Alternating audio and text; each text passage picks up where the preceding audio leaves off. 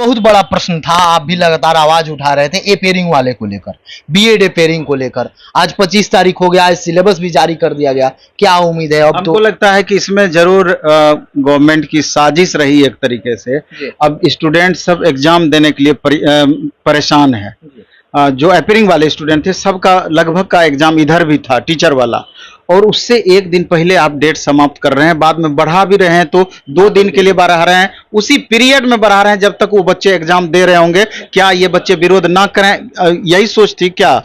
अब ये समझिए कि आप प्रत्येक साल वैकेंसी देते नहीं हैं, 5 साल पे एक बार वैकेंसी देते हैं, नोटिफिकेशन इस चीज का दिए हैं। अब 5 साल में जो बच्चे इस बार पास आउट हुए होंगे, जिनका रिजल्ट एक सप्ताह पहले आया होगा, वो भी बच्चे फॉर्म नहीं भर पाए हैं क्योंकि 15 दिन लगता है सर्टिफिकेट निकलने में। जिनका रिजल्ट 2-4 दिन में आने वाला है, जिनका रिजल्ट 1 सप्ताह में आने वाला है, उन बच्चों पर कितनी गुजरती होगी, क्या गुजरती होगी, वो बच्चे फील करते हैं, क्योंकि उनको ये अंदेशा है कि अब इसके बाद 4 साल 5 साल के बाद ही हमको मौका मिल पाएगा। इतना मेहनत से ग्रेजुएशन किए, इतना मेहनत से बीएड किए, उनको कहीं ना कहीं प्रतीत हो रहा है कि हमारा इतना मेहनत किया हुआ उस पर पानी फिर रहा है, कहीं इतना मेहनत किया हुआ हमारा बेकार हो रहा है। एक तो ये कैंडिडेट प्रभावित है, दूसरा वैसे कैंडिडेट प्रभावित है जिसका कॉम्बिनेशन मैच नहीं कर रहा है। बहुत सारे ऐसे अभ्यर्थी हैं, ऑनर्स हिस्ट्री साइकोलॉजी सोशियोलॉजी, कहानी खत्म। बहुत सारे ऐसे ऑनर्स है कि पॉलिटिकल साइंस ऑनर्स है, उसके साथ एक इंग्लिश रखे हैं, दूसरा हिंदी है, या इस तरह का कुछ भी कॉम्बिनेशन है। मतलब कि कॉम्बिनेशन के वजह से बहुत का लाइफ बर्बाद है यहाँ पर। जबकि अदर स्टेट में, केवीएस में, इसके अलावा दिल्ली सबऑर्डिनेट में इस तरह की व्यवस्थाएं नहीं है। वहाँ इंडिविजुअल सब्जेक्ट को चूज करना होता है, कॉम्बिनेशन को, कॉम्बिनेशन वाली बात ही नहीं है, इंडिविजुअल सब्जेक्ट को चूज करना होता है। तो आखिर यहाँ पर उन स्टूडेंट की क्या गलती है कि जानकारी के अभाव के कारण उस तरह से वो ऑनर्स किए और बाद में बीएड भी साथ में कर लिए? वो अगर उनको उस तरह में कोई गाइड करने वाला नहीं था तो इस तरह का आप सिस्टम क्यों बनाए हैं? इस तरह से ऑनर्स करवाते ही क्यों हैं जिसका आगे चल करके इंप्लीमेंट नहीं हो पा रहा है? आज रोजगार की आप बात करते हैं, कैसे उन बच्चों को रोजगार मिल पाएगा, कैसे वो टीचर बन पाएंगे? तो ढेरों कैंडिडेट इस तरह का लगातार आते हैं। सर, ऐसा भी देखा गया है, अभी तक जो भी वैकेंसी निकाला गया है उसमें 1 से 1.5 माह का समय दिया जाता है फॉर्म भरने का, और कभी बढ़ता भी है तो 1 सप्ताह बढ़ाया जाता है, लेकिन इसमें 13 से 14 दिन मात्र दिया गया, और बढ़ा भी तो केवल 2 दिन। ऐसा क्यों हो रहा है? अभी भी अपेयरिंग वाले स्टूडेंट को जगने की जरूरत है, और सरकार की मंशा बहुत अच्छा प्रतीत नहीं हो रहा है। हम क्या बोलेंगे, समझने वाले सभी समझ रहे हैं कि कोई भी वैकेंसी है 13 दिन 15 दिन निकालने का क्या उचित है टाइम देने का? कोई पूरी तरीके से निरर्थक है, इसका कोई अर्थ ही नहीं बनता है। किसी भी सूरत में कोई भी इसको उचित नहीं बोलेगा, क्योंकि मैक्सिमम अभ्यर्थी इसमें है कि जो कि अगर 15 दिन टाइम बढ़ा दिया जाता, 20 दिन टाइम बढ़ा दिया जाता, तो कम से कम 1 लाख अभ्यर्थी को इसमें राहत महसूस होती, राहत हो जाती, उनका करियर एक बेहतर दिशा में जा पाता। मान लीजिए कि ये विद्यार्थी अभी फॉर्म नहीं भर पाएंगे, नवंबर दिसंबर में सुन रहे हैं कि दोबारा से वैकेंसी आने वाली है। आखिर इस अभ्यर्थी का बेचारे का क्या दोष है? आखिर यूनिवर्सिटी के गलती का खामियाजा ये बच्चे भुगतेंगे। यही मैं बीएड अभ्यर्थी को थोड़ा सा आशा की किरण, जिस तरीके से अभी असम वाला प्रकरण आप देख रहे हैं कि असम में जिस तरीके से अलाउ किया गया है, तो एक थोड़ा सा इन लोगों को लग रहा है कि मे बी कि उसी बेस पर हम लोग का भी मामला क्लियर हो सकता है। ये भविष्य के गर्त में है, ये तो आने वाले दिनों में ही इसका पता चलेगा। इसलिए हम अभी जो भी आपको डेटा पर चर्चा करना होगा, तो मेरे ख्याल से 100% बीएड अभ्यर्थी को साथ में लेकर के ही करना होगा। जिस तरीके से चेयरमैन सर का भी सुने कि 9th 10th 11th 12th इस सब का रिजल्ट हम जारी कर देंगे, लास्ट में फिर इसका भी रिजल्ट जारी कर देंगे, प्राइमरी का भी। जो डीएलएड वाले अभ्यर्थी हैं तो बीएड के संदर्भ में भी कि थोड़ा वो रोक के रख सकते हैं 2 लाख में।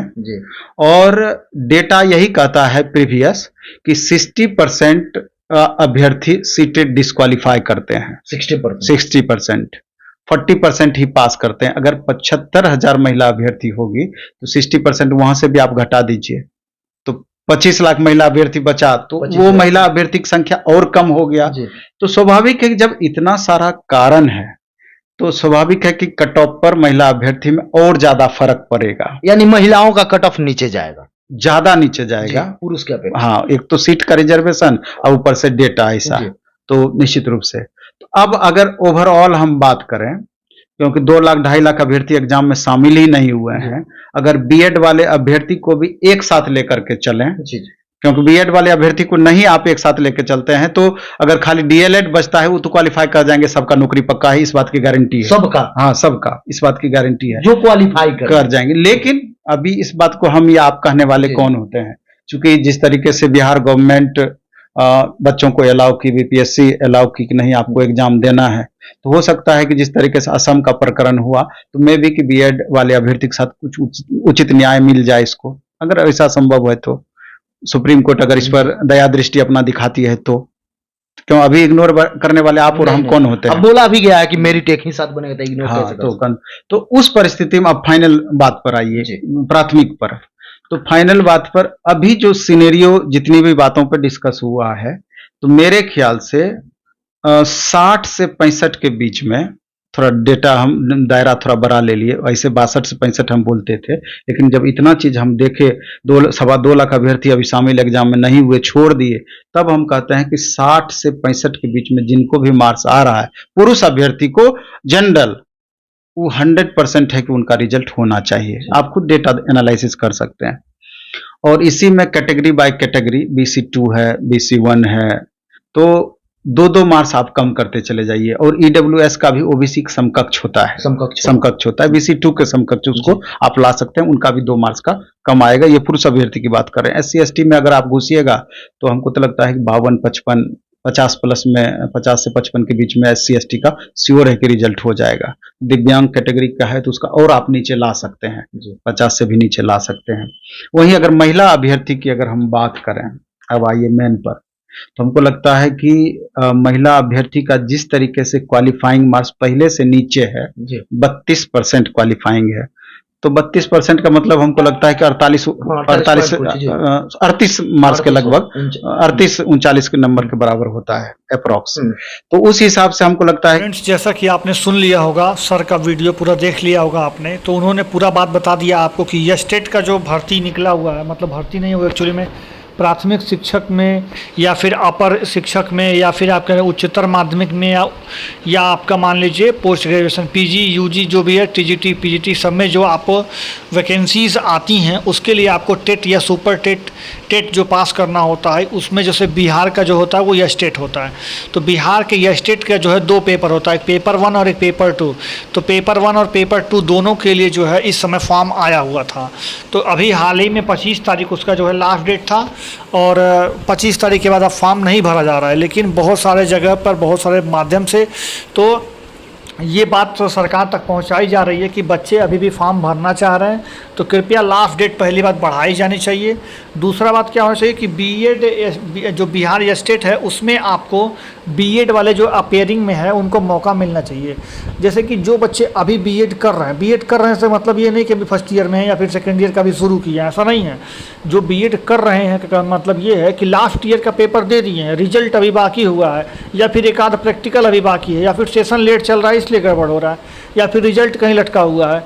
तो इस वजह से जो है अभी उनका कंप्लीट डिग्री उनके हाथ में नहीं है, यानी मार्कशीट जो है अभी उनके हाथ में नहीं है किसी कारणवश।